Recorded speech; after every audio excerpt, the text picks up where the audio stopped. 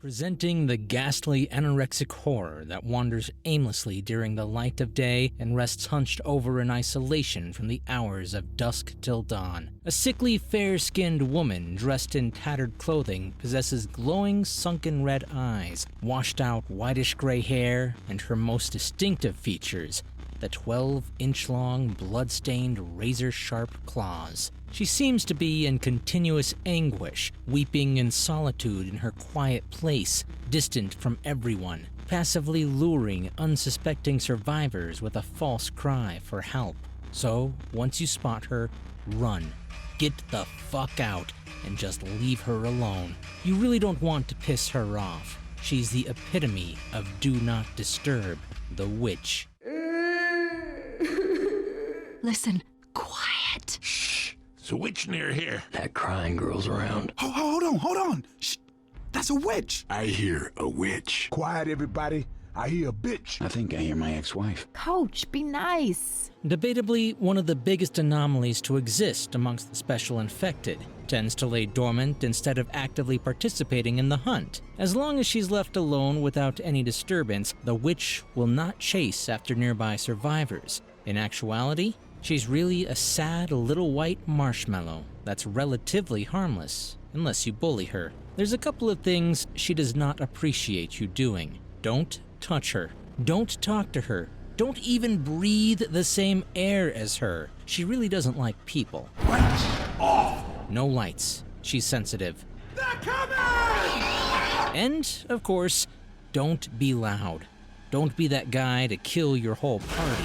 Once startled, things can change in the blink of an eye. This has caused experienced survivors to be wary of how they would approach a young woman's cry nearby, and individuals unaware of her existence will be compelled to take action, but what potentially awaits could be only suffering and regret. The witch serves as, consequence if you shoot everything that moves or doesn't move. Her existence dictates the pacing, instantaneously shifting the general fast-paced current to a dreadfully slower and heavy tempo, forcing the survivors to cautiously navigate around her, or else they, or depending on the medium, specifically the one who fucked up, will incur the wrath of the witch. Frail-looking she might be, but the undies merely mislead naive. She's surprisingly more frightful than she appears, possessing the greatest offensive strikes among the special infected, dealing either instant incapacitation or instant death with a single strike. A thin body with such obscene durability to persist a great deal of gunfire and melee hits, and yet amply lightweight to be significantly quicker than the healthiest survivors. More often than not, it'll catch and slaughter its offender before it succumbs to the resistance from the survivors, naturally raising every fiber of one's being to avoid her at all cost, akin to do not disturb the girl on her period, but even more so in apocalyptic proportions. Alright, that was pretty bad. Sorry, but not sorry. They're, to say the least, very difficult to negotiate with, not willing to move from its resting place until it's daybreak, or until it becomes fed up with a rather annoying survivor, proceeding to growl angrily and loudly and deliver a "you're unwanted here" gaze at the particular person that's provoking her. Depending on the ensuing actions of the offender, the witch can either excuse the carelessness, gradually settling back into her apathetic kneeling and sobbing state. Otherwise, if the nuisance persists, she will let out an eerie shriek and focus her attention on the one responsible for startling her. After the bloodbath, she will proceed to run off sobbing and distraught, cowering with her hands on top of her head. In the night, she rests. During the day, she wanders, taking her bitter cries onto the road, diminishing its spatial awareness to near poking distance due to the exposure of sunlight. Thus, it is less receptive to the survivors' bullshit antics, stupid flashlights, their unwanted presence, and such. Palpable scent of sugar is quite a popular attraction to these sad girls, since they have been known to have a craving for sugar, which commonly will be infested with like 15 to 20 witches. Ironically, one of the most frightening infected in this world doesn't want to be bothered with the survivors and to be left idling or wandering to her lonesome self. But dessert, that has her attention.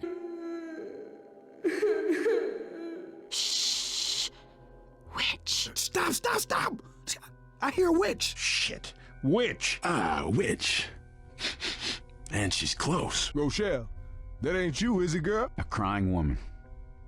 What, do you think she's sad the mall's closed? Let's not go by the crying girl. I'm gonna give that witch something to cry about. Seriously, I'm thinking we should just leave the crying girl alone. Claw theory. Your attention is immediately drawn to the sharpened, elongated claws. Seemingly, the strain has affected the plates responsible for the abnormal growth in the bone units of the fingers for greater reach, mass-produced in excess of protein that serves as the primary fibrous structural component in nails and claws at the top of the fingers to sharpen and strengthen its fingernails. The protein found in the most outer layer of skin to persist through further damage from resistance and minor trauma, and beneath the skin's surface the fibrous connective tissue and skeletal muscles to increase the absorption of impact from each strikes. Functioning as one of the strongest biological materials, converting its fingers into predatory claws and causing an evolutionary adaptation to be reformed as tools to extract its favorite nourishment, like cutting and shredding sugar canes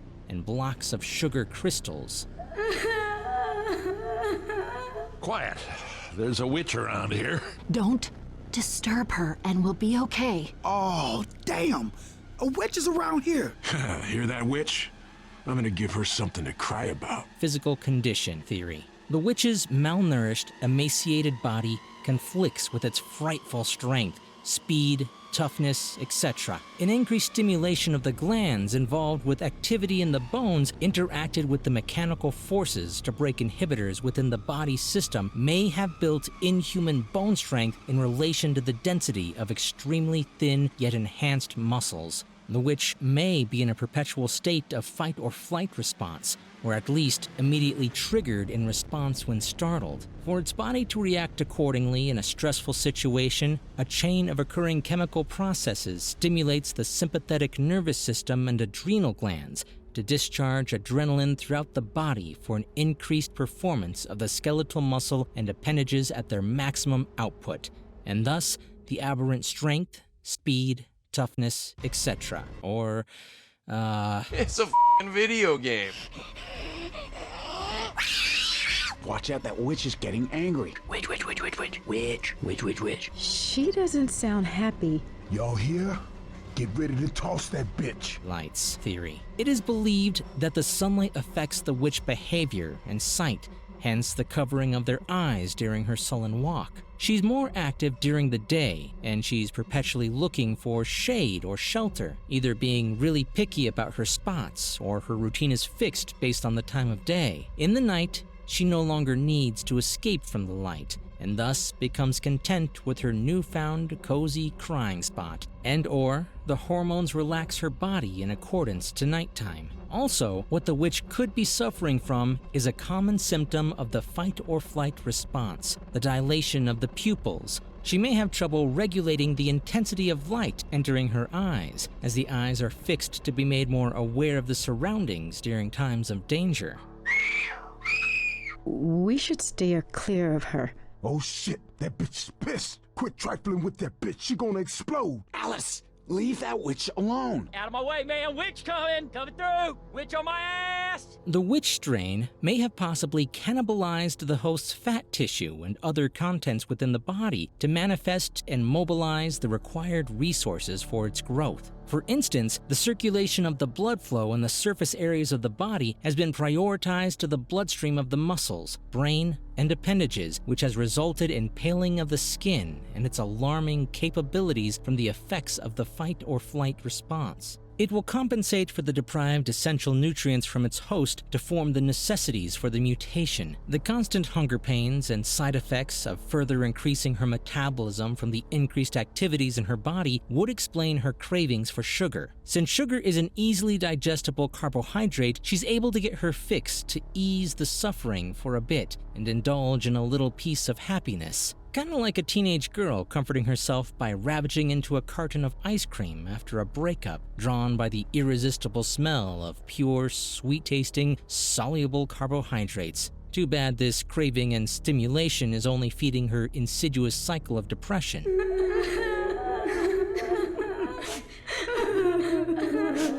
lot of damn witches in this place. What the hell is with all the witches? God damn it. What's with all these witches? The bitches every 10 feet in this goddamn place. Damn.